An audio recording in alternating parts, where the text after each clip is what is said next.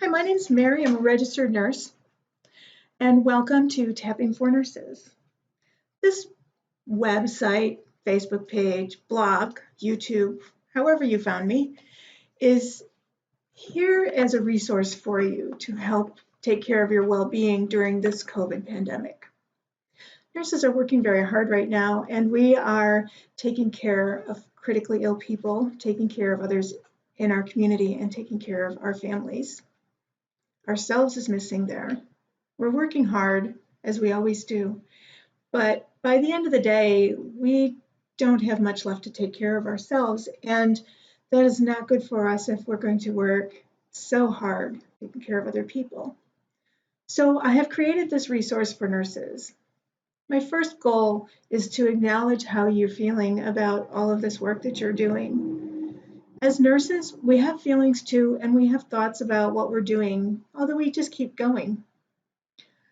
This site gives you an opportunity and permission to acknowledge how you feel, and then takes it one step further and helps you to resolve some of your feelings and contribute to well-being.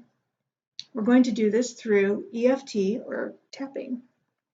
Tapping is a gentle technique that we can use to improve our well-being by decreasing stress, by resolving some of our feelings, resentment, anger, frustration, by improving our immune system, by improving pain, for example, headaches. We'll do that one day. And it's a really nice way to just do a little bit of self-care. So each week, or maybe more, depending on what's happening, I will post a different topic. The first topic I posted was feeling overwhelmed. This topic will be, it's hard to go to work right now. And the next topic will be about PPE, and on and on.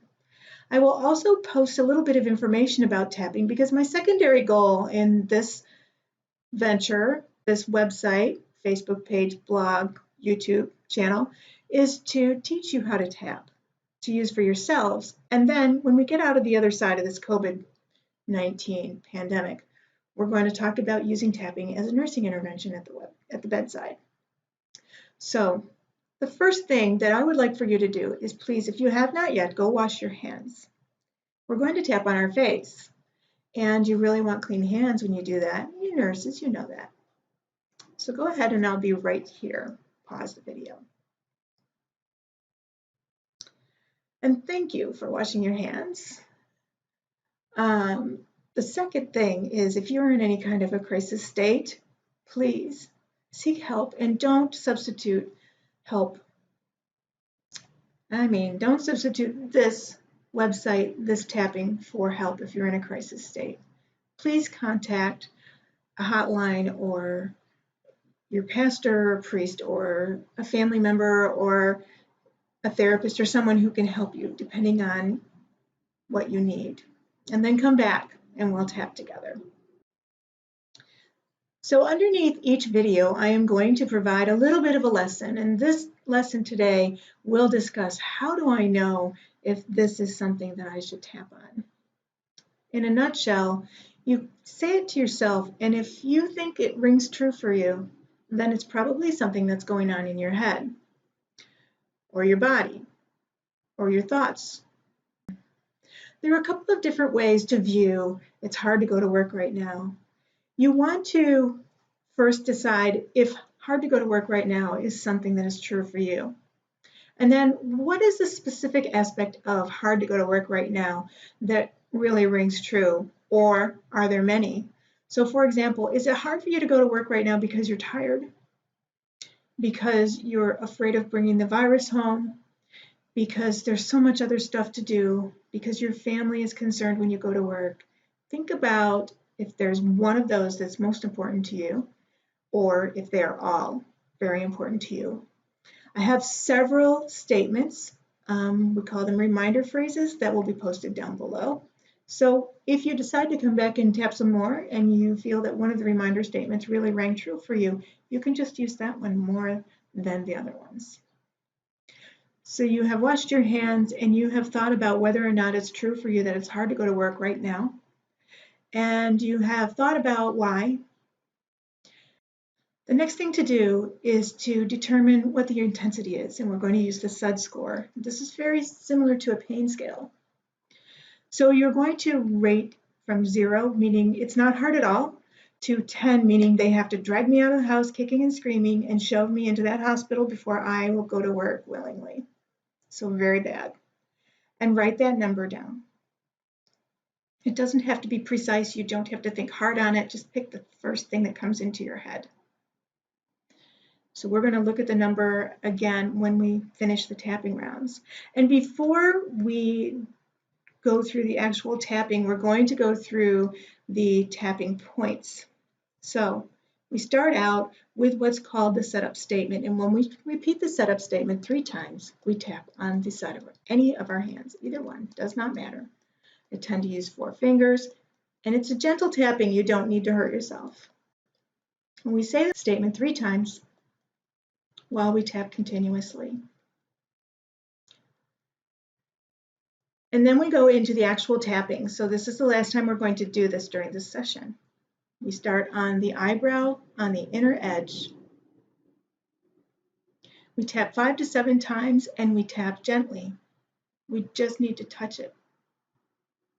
The second place is on the corner of the eye on the orbit. You don't want to tap on your eyeball, and you don't want to tap on your temple. You have to tap on the ends of the meridians before it will work.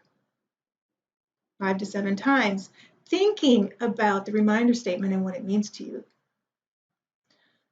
Next, we go under the eye and we tap right under where the pupil would be if we were looking straight ahead. I use 2 fingers here because this site can be hard to find, and I have better coverage if I use 2 fingers versus 1. I want to make sure I hit that point. Under the nose, this little divot here is called the philtrum. We want to tap right there.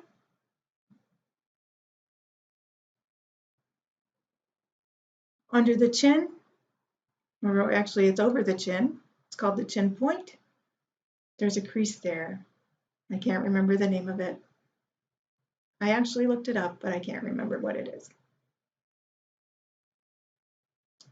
Then we go down about an inch in from the sternum and about an inch down from the collarbone, and you are likely to find a little tenderness right there, and you can tap with your fingertips or you can tap with your flat hand. And then you're going to go under your arm, right on the bra line for women, and at the level of the nipples if you're a man. And I use the flat of my hand here. Just seems more comfortable to do it that way. It's a large spot too. And the last spot that we're going to tap on in this particular form of tapping, which is called clinical, EFT. It's at the top of the head.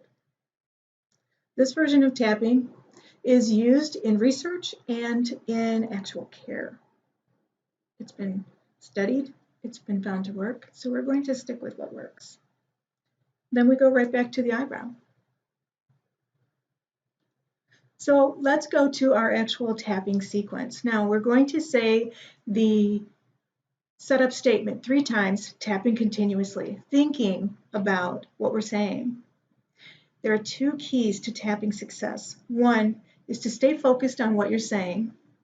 And it's not the saying that's important, it's the focus. So saying it is believed to help us focus, so we say things out loud. And the second most important thing about tapping is to tap right on the ends of those meridians. If you tap off in a different area, you will not get the same result. So be precise in where you tap. And if you miss a spot, no worries. We go back into it the next time. It's a really forgiving process. So repeat after me while you tap on what's called the karate chop point. Even though it's really hard to go to work right now, I acknowledge how I feel and I accept it. Even though I struggle to go to work right now, I understand why I feel that way and I accept it. Even though it's really hard for me to think about even going to work right now. I acknowledge how I feel. And I'm okay. That doesn't make me a bad person. Now we're going to go to the eyebrow point and we're going to tap one round on each statement, repeating after me and thinking about what you're saying. It's really hard to go to work right now.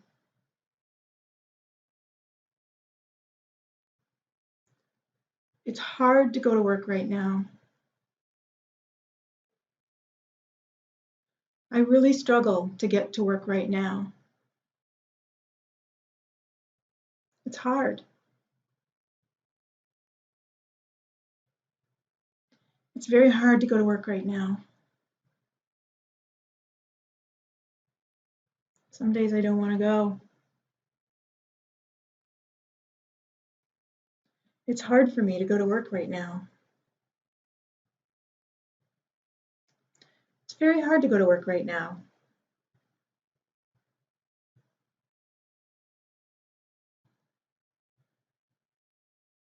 There's so much risk to being at work. We have new risks and we've never had these risks before. It's very risky for me to go to work right now.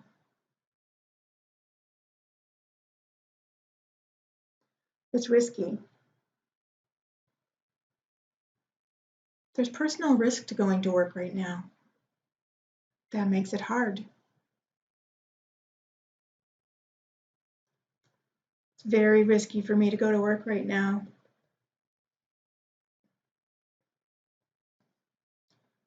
I really take a risk every time I go to work.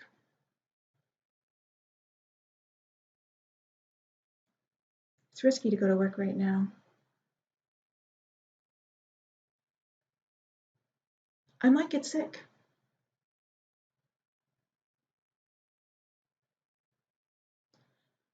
I'm usually not worried about getting sick, but this time I do.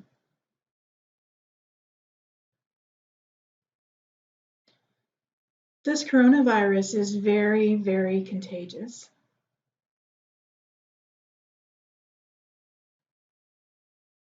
And I might catch it. It's scary to think about catching the coronavirus.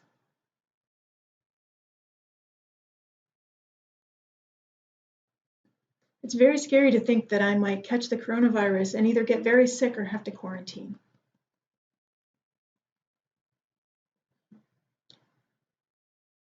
I could get sick if I go to work right now. And I have to take that risk. It might make me sick. New round. Thinking about what you're saying now. I might be exposed to the coronavirus and bring it home to my family. My family might get the coronavirus because I go to work and bring it home to them.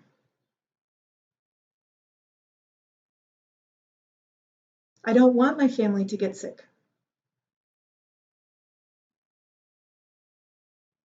I can't let my family get sick.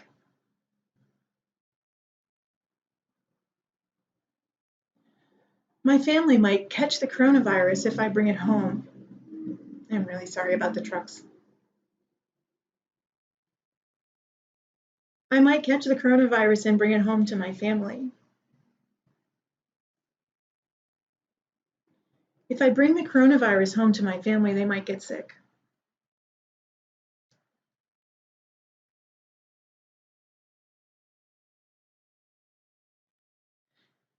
PPE isn't as available as it used to be. In some places, they don't have enough PPE. We have to reuse it. We have never had to reuse PPE before. Is it safe to reuse PPE? We have to use it because of the coronavirus, but we can't always get fresh PPE. We don't have medications either. This virus is causing us to not have what we need to take care of our very sick patients. New round. Thinking about what you're saying, and don't tap too hard. I tend to get harder as I go. You don't want to bruise yourself. My patients are so sick.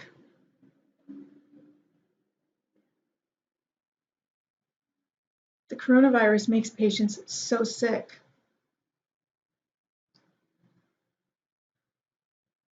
They don't come to us until they're very sick.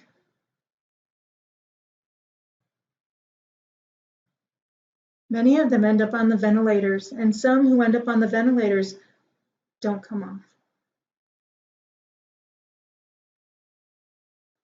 There's no medication to give them, at least nothing consistent yet.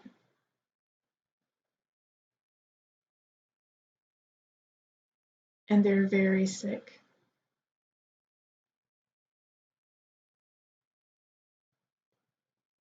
My patients are very, very sick right now.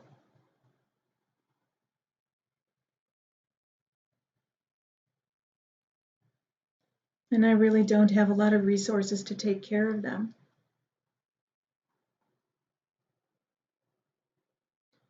Patient care is different. We don't know what's coming. New symptoms, not enough PPE, no drugs to help them.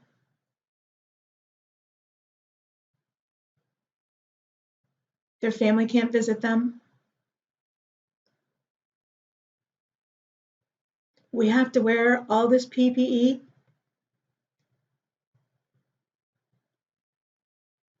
They're very sick. It's very hard to take care of them right now. My colleagues are getting sick. They're exposed to the coronavirus and it makes them sick. Or they can't come to work because they have a pre-existing condition or sick family members at home. So the team is at risk as well. And what do you do when you've worked hard on a patient and you find out after that they are positive for coronavirus? Without enough PPE, you can't always wear PPE when patients don't identify with coronavirus.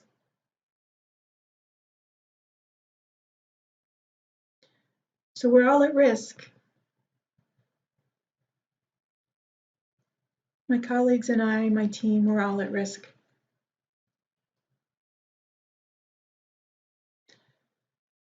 It's hard to feel safe going to work. Things are changing constantly.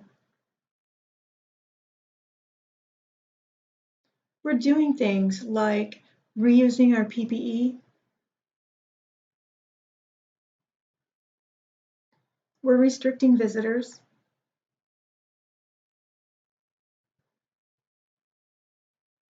We're using more ventilators than we ever have.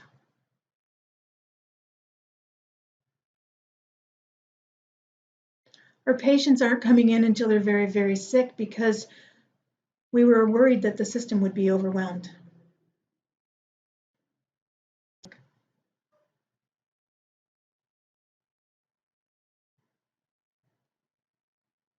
It's very hard to go to work right now.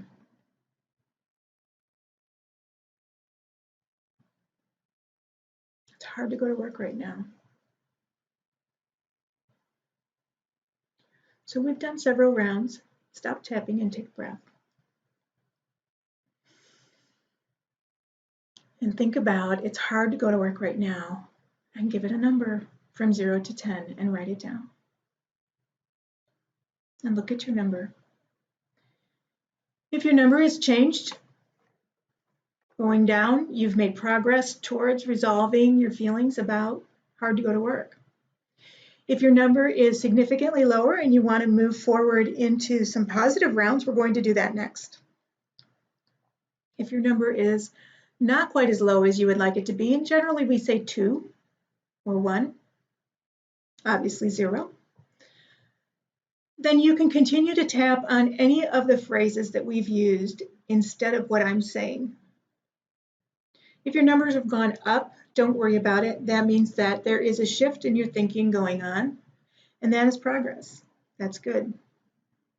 If something came to mind, then tap on that. If you want to continue forward and use some of the phrases that were most meaningful to you, go ahead and do that. If you just want to stop for today and maybe reapproach it later, understand that it's okay. This works too. You can readdress it later. So we're going to go into 3 positive rounds, or you can continue, like I said, with rounds that were meaningful to you. So we're not going to do this again. We're just going to go right into the rounds. So you're starting on your eyebrow, thinking about what we're saying. I go to work because I want to care for my patients.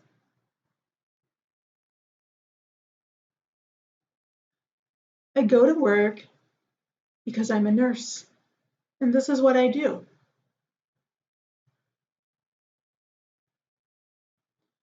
I go to work because I'm a nurse, and I like to care for people and help them feel better. I go to work in spite of this coronavirus because I'm a nurse, and that's what we do.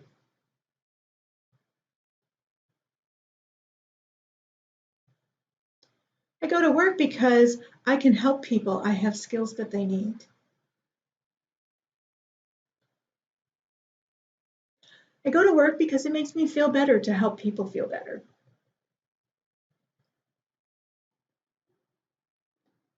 I go to work because there are a whole lot of people out there right now who need care.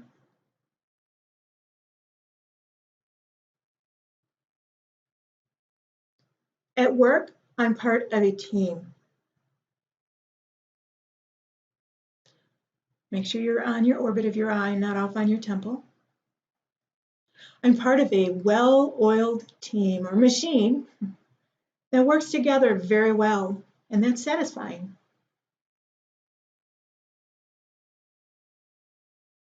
I want to support my team by going to work, and I want to work well with everyone at work.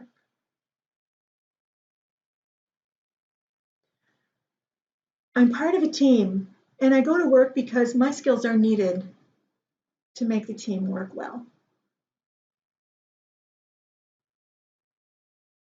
I'm part of the solution.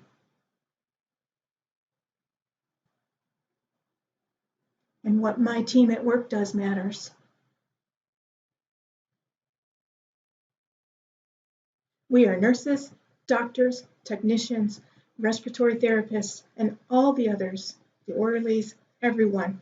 Everyone has a position and everyone contributes.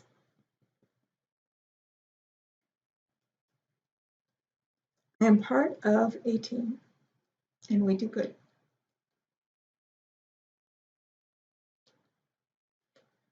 I go to work even though it's a little bit unsafe because I know how to stay safe. I can handle this. I can keep myself safe. I understand the risks, but I know what I'm doing. And I take care of people because they need help. But I'm safe. I know how to keep myself safe.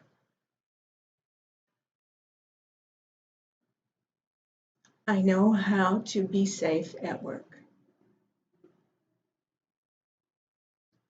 I am a nurse. I know how to keep myself safe, and I know that my job is important.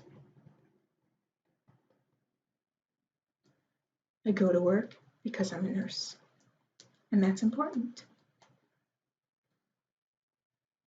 You can keep going. You can do the positive thing a little longer if you want to, or you can stop right here. Take a breath. and rate your score. See if your score is lower, stayed the same, or risen. You can pick this up again tomorrow or another day to go further with this topic. So if you have any questions, please feel free to contact me. You can leave a message below the video on the YouTube or the Facebook or the blog site. Or if you don't want to make a public question, you can email me at tapping4nurses@gmail.com and I will get back to you. Next time we'll talk about PPE. I hope you come back. Bye.